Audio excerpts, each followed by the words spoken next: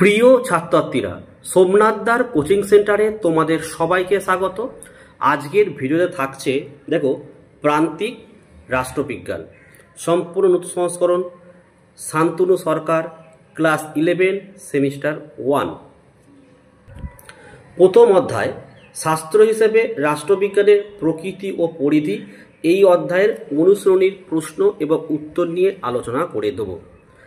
এই বইটি প্রশ্ন উত্তর অর্থাৎ অনুসরণীর প্রশ্ন উত্তরের জন্য তোমরা অনেকেই আমাকে কমেন্ট করে জানাচ্ছ। তো দেখো, আমি গত বছরে বা এবছরে ছায়া প্রকাশনীর টেক্সট বুকের অনুসরণী প্রশ্ন উত্তর যেমন সর্বপ্রথম ইউটিউবে আপলোড করেছিলাম, দেখো তোমার এই প্রান্তিকের বইয়েরও কিন্তু অনুসরণীর প্রশ্ন উত্তর কিন্তু আমি সর্বপ্রথমই কিন্তু ইউটিউবে আপলোড করছি। তোমাদের কোন কোন সাবজেক্ট এই প্রান্তিকের অনুসরণীর প্রশ্ন উত্তর লাগবে কমেন্ট করে জানাবে, তাহলে সেই পাঠ্য বইগুলো অর্থাৎ টেক্সট বুকের অনুসরণীর প্রশ্ন উত্তর নিয়ে আমি আলোচনা করে দেবো। তো চলো আমরা শুরু করি।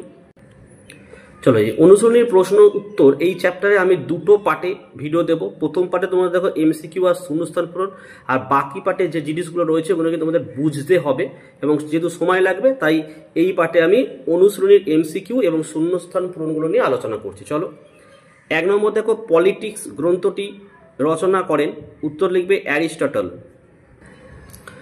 নেক্সট দেখো 2 নম্বরের প্রশ্ন, আধুনিক রাষ্ট্রচিন্তার জনক হলেন, অপশান সি লিখবে হবস। কে?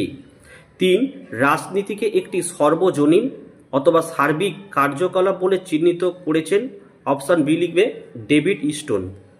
4, রাষ্ট্রীয় সার্বভৌমত্বের তত্ত্ব প্রথম তুলে ধরেন, অপশান এ লিখবে যা বোদা। 5, পলিটিক্স শব্দটি এসেছে কোন শব্দ থেকে, অপশান এ লিখবে পলিস শব্দ থেকে। 6 নম্বর প্রশ্ন, আইনগত সার্বভৌমিকতার জনক হলেন, অপশান এ লিখবে হবস। 7 নম্বর প্রশ্ন, আচরণবাদ হলো একটি তাত্ত্বিক বিপ্লব, এ কথা বলেছেন, অপশান ডি লিখবে David stone. 8, the state and revolution গ্রন্থের লেখক হলেন, অপশান বি করবে লেনিন। চলে আসো 9 নম্বরের প্রশ্ন কি বলছে দেখো, রাষ্ট্রবিজ্ঞান শব্দটি প্রথম প্রয়োগ করেন, অপশান সি লিখবে লিবনিজ।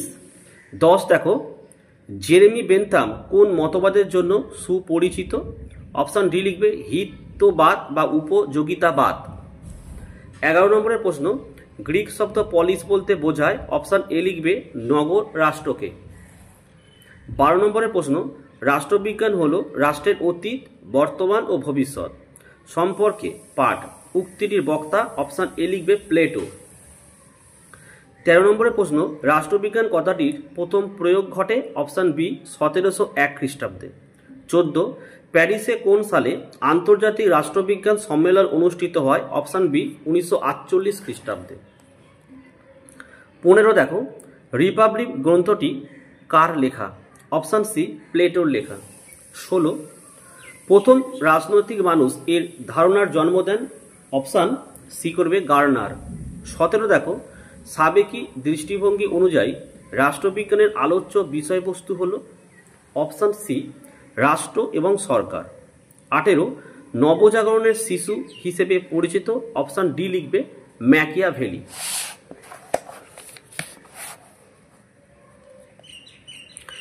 নেক্সট 19 দেখো, আচরণবাদী ভি ও কি ডেভিড ট্রুম্যান, হার্বার্ট সাইমন ও গ্যাব্রিয়েল অ্যালমন্ড পরিচিত, অপশান বি লিখবে শিকাগো স্কুল হিসেবে।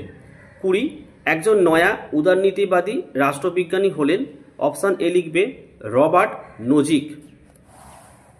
শূন্যস্থান পূরণ চলে আসো। 1, রাষ্ট্রবিজ্ঞান ড্যাশ বিজ্ঞানের শাখা, অপশান ডি লিখবে সামাজিক।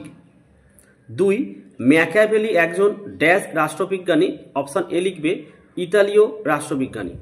3, আধুনিক ড্যাশ রাষ্ট্রবিজ্ঞানীরা মনে করেন রাষ্ট্রবিজ্ঞানের রাষ্ট্রকেন্দ্রিক সংজ্ঞাগুলি সংকীর্ণতা, দোষে দুষ্ট, অপশান বি লিখবে আচরণবাদী।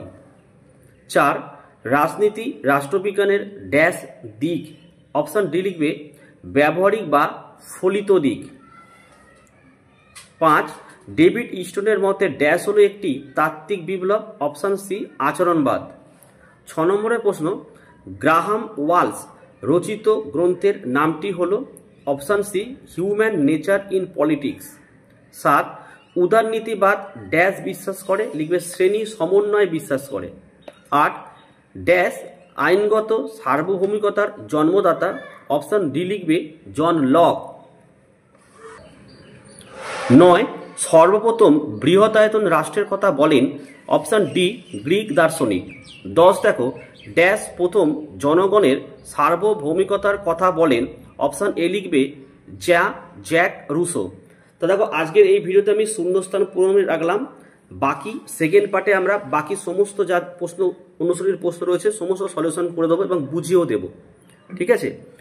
তো তোমরা আর এই প্রান্তিকের কোন কোন বই পড়ছো কমেন্ট করে জানাও, তাহলে প্রান্তিকের বইয়ের এইভাবেই আমি অনুশীলনীর প্রশ্ন উত্তর প্রতিটি সাবজেক্টে দিয়ে দেবো। ভিডিও ভালো লাগলে একটি লাইক করো, চ্যানেলে নতুন হলে চ্যানেলটিকে সাবস্ক্রাইব করো, পাশে থাকা বেল আইকন প্রেস করে অল নোটিফিকেশনটাকে অন করো, যাতে আমি যখনই কোনো ভিডিও আপলোড করব সবার প্রথম যেন তোমাদের কাছে পৌঁছে যায়। আজকের ভিডিও আমি এখানে শেষ করলাম। তোমরা প্রত্যেকে ভালো থেকো এবং সুস্থ থেকো।